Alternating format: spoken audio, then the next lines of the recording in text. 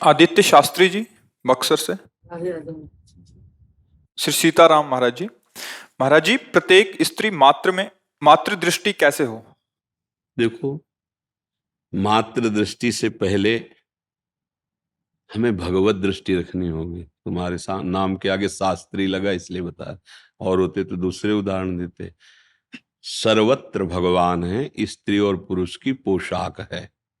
ये पांच भौतिक पोशाक है, न कोई स्त्री है न कोई पुरुष है। जीव देहाभिमानी संबोधन, वो जैसी पोशाक मिलती है वैसा तदात्म हो जाता है कि मैं स्त्री हूं, मैं पुरुष हूं, मैं ऐसा।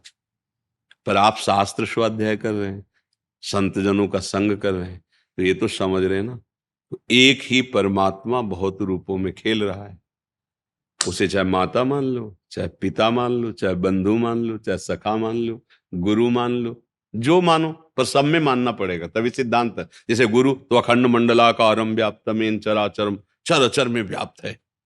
समस्त माताओं में, समस्त पुरुषों में, समस्त जड़ चैतन्य में एक ही प्रभु रमा है। उसे चाहे जिस भाव से देख लो।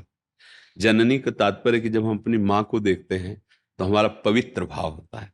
चरण छुए, चाहे वो दौड़ के हृदय से लगावे, तो हमारे अंदर काम थोड़ी आ जाएगा। हमारी दृष्टि जाए तो ऐसी दृष्टि जाए जैसे अपनी माँ को देखने पर हमें कहीं विकार नहीं आता। ऐसे सब मात्र शक्तियां हैं। जब भगवती अम्बा दुर्गा देवी को देखो तो यही रूप है ना, रूप तो यही है।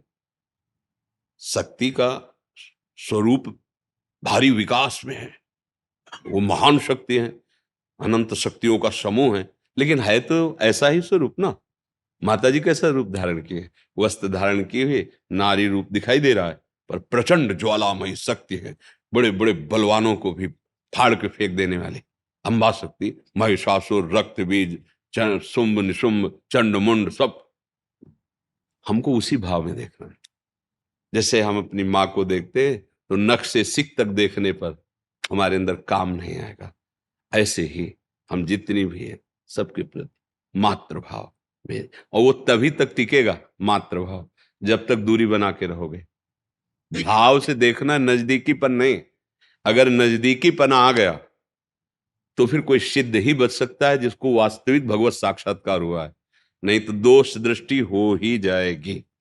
वो भगवान व्यास देव जी ने लिखा है, बलवान इंद्री ग्रामो विद्वानम अपि कर्षति, कि इंद्रियां इतनी बलवान है कि अपनी बेटी के पास भी बहुत समय तक एकांत नहीं रहना चाहिए। जवान बेटी हो, अपनी जवान पुत्री हो तो भी बहुत समय तक एकांत नहीं रहना चाहिए।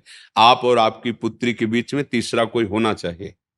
अगर बहुत काल तक एक जगह रहोगे तो बलवान इंद्री ग्रामो विद्वानम अपि कर्षति। तो जैमिनी जी नाम के एक महापुरुष थे, तो उन्होंने, भगवान व्यास देव जी ने जब इस श्लोक रचा और बोला तो उनका, भगवान ये बात हमें समझ में नहीं आ रही कि माँ के पास, पुत्री के पास, बहन के पास, अरे वो पिता है, वो भाई है, अगर एकांत में भी रहेगा तो क्या उसके अंदर काम आ जाएगा?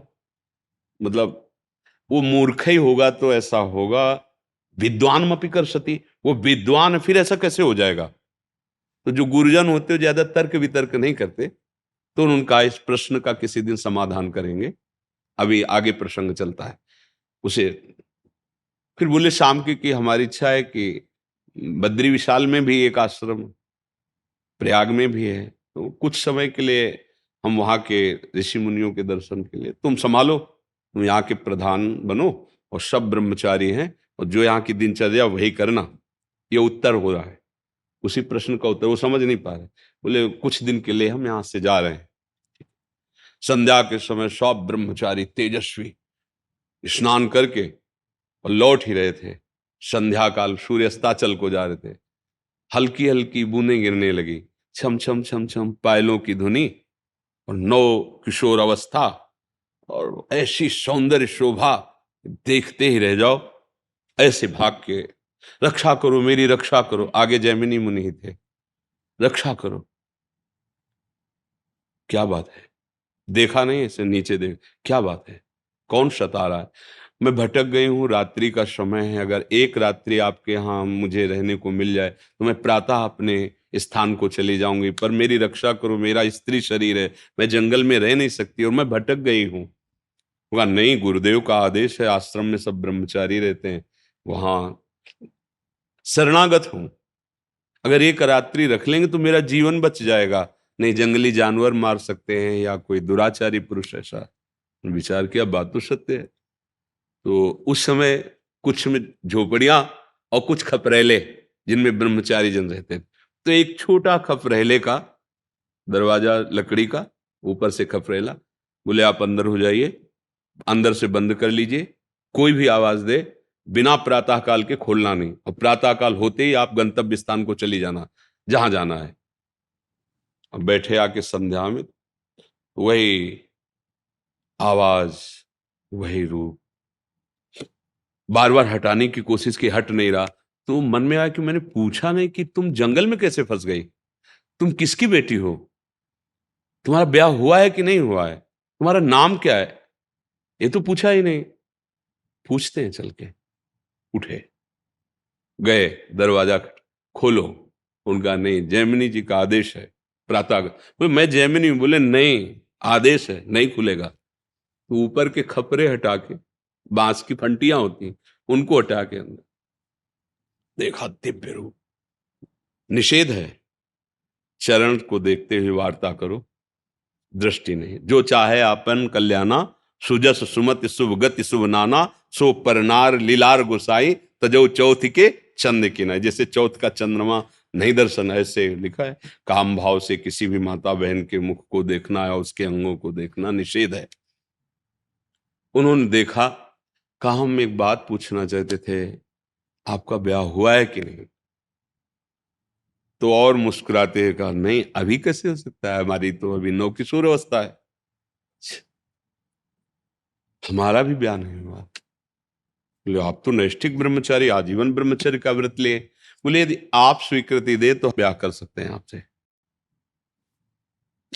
तो कहा हमको तो बहुत सौभाग्य होगा कि आप जैसे ब्रह्मचारी, नैष्ठिक ब्रह्मचारी मुझे स्वीकार, पर मेरा एक व्रत था कि अगर मैं किसी को पति बनाऊंगी ना, तो उसकी पीठ में बैठूंगी, मुंह काला करूंगी उसके, और उसकी पीठ में बैठकर वहां जो, जहां तुम स्नान करने गए थे वहां देवी का मंदिर, वहां तक ले चलो, वहीं फिर हम ब्याह की बात करेंगे। तो सोचा रात्रि का समय, कौन क्या है पीठ में। जो वहां पहुंचे तो उतर के 2 चपात लगाए और अपने स्वरूप में आ गए। व्यासदेव जी बोले, क्या तुम विद्वान नहीं हो, बहुत बड़े विद्वान जैमिनी जी, क्या तुम विद्वान नहीं हो, क्या तुम्हारे लिए समस्त माताएं बहनें पूज्या भाव से नहीं है, कहां पहुंच गए, कहां पहुंच गए। बोले हाँ गुरु जी, बलवाल इंद्रिय ग्रामो विद्वान कर सती, आपने जो लिखा सत्य लिखा। अगर हम सानिध्य अधिक मर्यादा के विपरीत, तो हमारी इंद्रियां चंचल हो जाएंगी।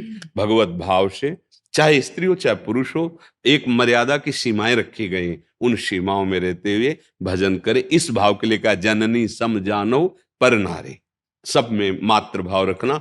पर मातृ भाव सब में वही रख सकता है जो भगवत भाव से युक्त है। अगर भगवत भाव नहीं है तो भले राखी बनवाएं, भले चरण छुएं, भले ऐसा, पर अधिक एकांत सेवन पर मन चंचल हो जाएगा, क्योंकि मन बहुत ही पतित आचरणों में रति करने वाला है। इसको छोड़ दो तो देखो गंदी बातें, अंदर देख लो ना, भले ना हो पर इसकी चाल तो देख लो, सब कोई जानता है ना इसकी चाल। अपने मन की दशा छोड़ दो तो सबकी, किसी एक की नहीं, सबकी वो पतन की तरफ जाती है। हाँ, मंत्र बल से, नाम जप से, सत्संग से हम इसको ऊर्ध्व गति भगवान की तरफ चलाते, नहीं मना खष्टा इंद्रियाणी प्रकृति स्थान कर सके। समझ रहे हैं आप जी।